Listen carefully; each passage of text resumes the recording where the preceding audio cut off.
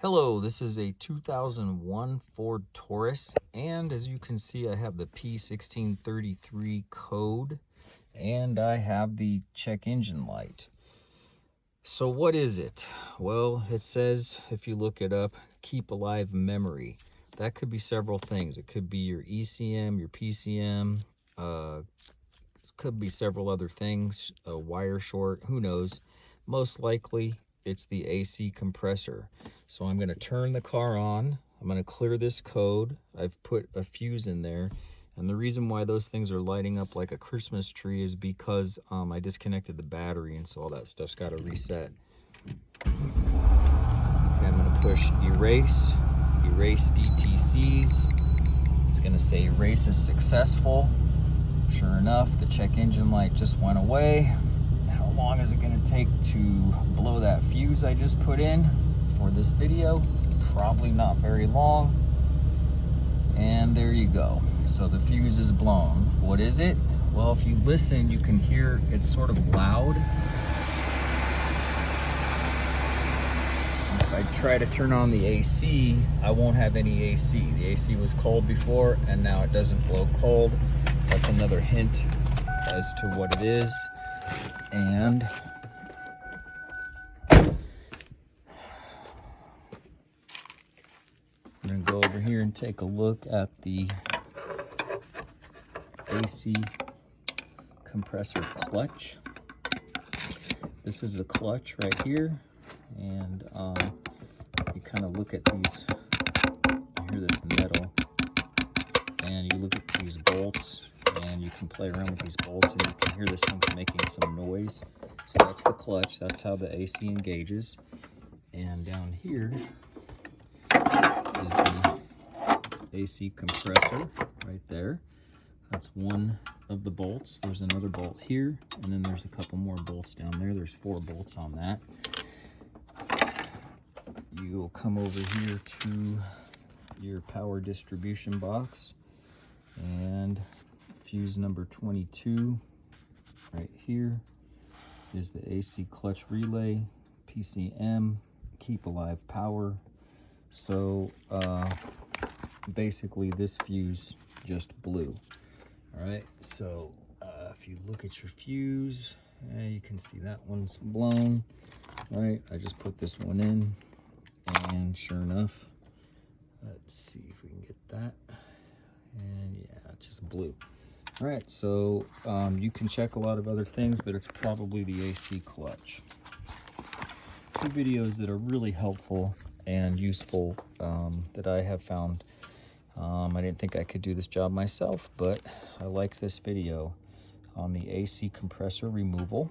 It's about 10 minutes long, and the title of it is Ford Taurus 3.0 liter 12 volt AC compressor removal, and the guy's YouTube name is Ford Tech Make You Loco. Now, the other one that's really good, I think, by 1A Auto is the serpentine belt removal, and it's called How to Replace Serpentine Belt 0105 Ford Taurus 3.0 liter V6. It's really not that hard to do this job. It takes about 2.5 or 3 hours. You have to remove the serpentine belt.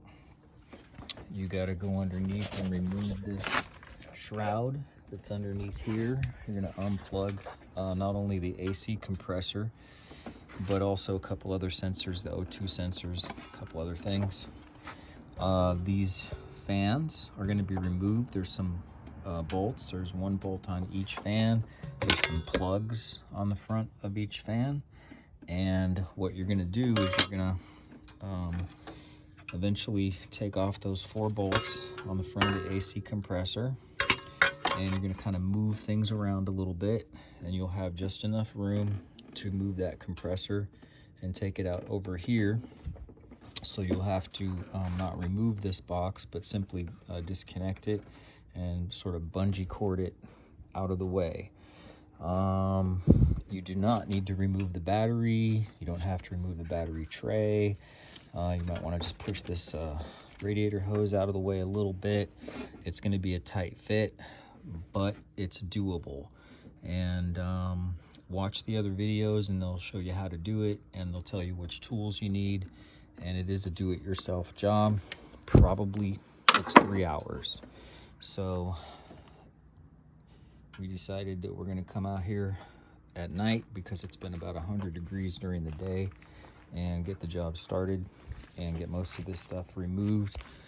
And then the part's going to come in tomorrow, and I'll have the new compressor in.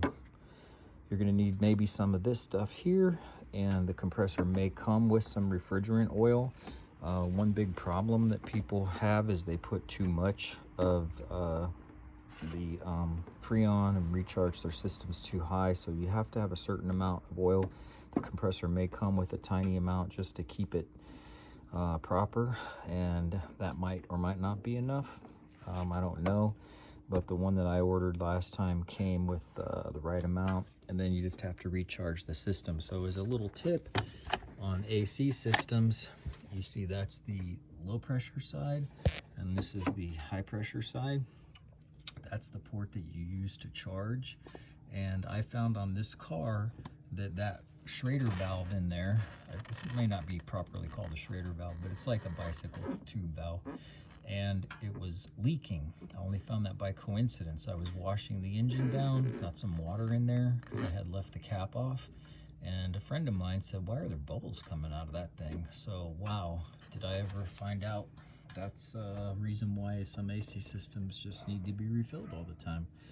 So what you have to do is go get a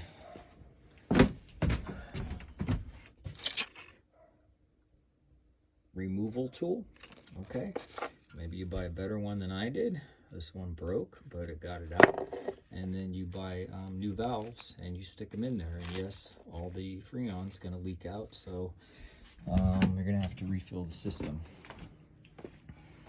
That's it. It's not that hard of a job if you got the basic tools and the time. I'd pretty much say that anybody who's handy with some tools could do this job.